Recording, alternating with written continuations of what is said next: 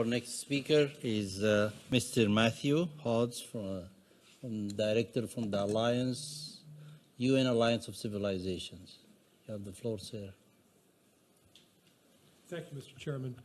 Excellencies, ladies and gentlemen, as His Excellency President Rakadoman Monji already mentioned, approximately 2 weeks ago we lost Kofi Annan, the former Secretary General of the UN. And for those of us who served in the UN system in the 1990s, the loss of Kofi Annan and the shadow that he provided or that we labored under because of his greatness is something that has been deeply felt.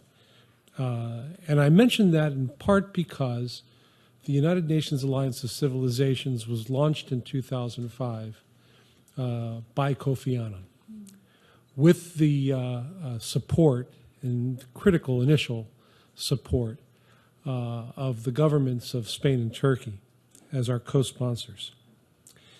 And just as the United Nations as a whole, and as my colleague Lily just mentioned, UNESCO in particular, served as a response to the devastation of World War II, UNAOC itself was a response to the terrorist attacks that were largely attributed to Al-Qaeda in the earlier part of the last decade. It was formed as a response as a means of saying that the attacks that we saw during that period of our history were not a symbol of civilizations at war with one another. It was set up so that the Secretary General would have what we call a soft power tool of diplomacy to bridge cultural and religious divides and address tensions based on identity. And in that spirit, we were encouraged. In fact, the actual mandate of the organization was a blend of both advocacy by our High Representative and project activity by our staff to promote all of the elements that we now collectively refer to as developing and building a culture of peace. Our project activity is designed to show the importance of mutual respect, intercultural understanding, and the importance of dialogue. And at its core, it places a premium on peace education, teaching the values essential to preventing and resolving conflict. In other words, the building blocks of a culture of peace. UNAOC is a small organization, and so our very size or lack thereof allows us, maybe even mandates us, to try experimental approaches with some of the project activities that we describe. As our colleagues have already talked about, the SDGs that apply to this type of work include SDG 16 on social inclusion. But for us, as Lily has indicated and as is essential to the core values of UNESCO, education is a critical element for us. But because we are small, our mandate is more narrow. When we speak of education, we don't speak of skills in the generic sense. We don't speak of literacy. We speak about peace education.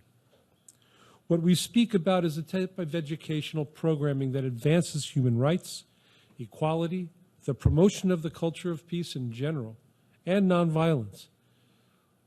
That includes the essence of global citizenship, which is becoming increasingly a topic of conversation here at the UN, and an appreciation of cultural diversity. For us, this is about training our young people to be full participants in an interdependent global community. It's about teaching the values and the elements described in SDG 4.7. It's about living those values at a local level while thinking globally.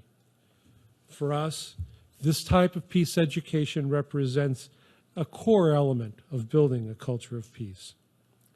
Today, we battle against the scourge of hatred that motivates people to commit violent acts based on their differences. We have all heard that some of these hatreds are ancient or that they have always existed. But we know that this is not true. As Nelson Mandela told us, no one is born hating another person because of the color of their skin or their background or religion. People must learn to hate. And if they can learn to hate, they can be taught to love. For love comes more naturally to the human heart than its opposite. So we do have to be taught. But what we teach is up to us and to the parliamentarians that are represented here today, up to you. The supporters of the development of a culture of peace are trying to teach the right things to our young people.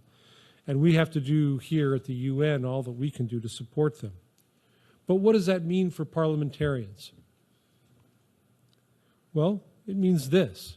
Parliamentarians in legislative branches around the world have a unique responsibility to convert the types of values that we talk about here inside the UN, and particularly amongst those of us inside the Secretariat, into actionable standards, laws in country settings.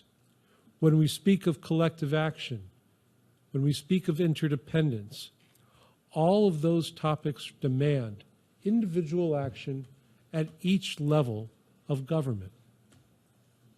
And so promulgating laws that will mandate certain types of education become part of that mixture.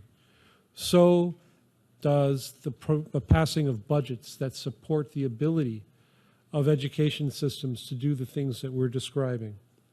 And so too does the ability of legislatures to provide oversight over executive branches to ensure that they're doing the things that the legislatures have passed.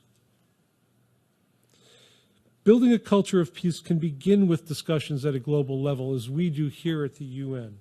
But building a culture of peace demands action in every member state. And it's for the parliamentarians to play their particularly critical role if cultures of peace are to become a reality at the national level. Mr. Chairman, I thank you for your attention and for the opportunity today. Thank you, Matthew. Thank you very much. I know the Alliance are doing an amazing job. Thank you. Please give our regard to Ambassador Nasser, Abdulaziz and Nasser.